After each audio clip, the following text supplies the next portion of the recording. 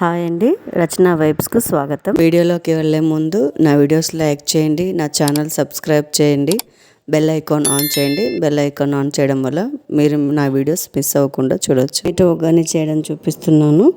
అందుకోసం 2 పెద్ద size onions, ఒక 5 టమాటోస్ కట్ చేసి పెట్టుకోవాలండి. తర్వాత పోపు దినుసులు వేసుకొని పోపు పెట్టుకున్నాక పచ్చిమిర్చి, కరివేపాకు, ఆనియన్స్, టమాటో ఒక్కొక్కటి తర్వాత వేసుకుంటూ ఫ్రై చేసుకోవాలండి. అందులోనే ఉప్పు, పసుపు, అల్లం వెల్లుల్లి పేస్ట్ వేసుకొని ఫ్రై చేసుకోవాలి. తర్వాత రుచికి సరిపడా కారం వేసుకోవాలి.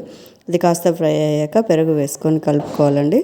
అది కాస్త ఫ్రై అయ్యాక ఒక గ్లాస్ పాలు పోసుకొని ఫ్రై చేసుకోవాలి. తర్వాత అందులో కొన్ని నీళ్లు పోసుకొని ఫ్రై చేసుకోవాలి. కొత్తిమీర వేసుకొని ఫ్రై అయ్యాక మనం నానబెట్టుకున్న బొరుగులన్నీ గట్టిగా పిండి వేసుకోవాలండి. బురుగులు మెత్త కాకుండా చూసుకోండి. అందులో 2 టేబుల్ స్పూన్ల పప్పుల పొడి వేసి బాగా మిక్స్ చేసుకుంటే ఎంతో రుచికరమైన టమాటో ఒగ్గాని రెడీ అండి.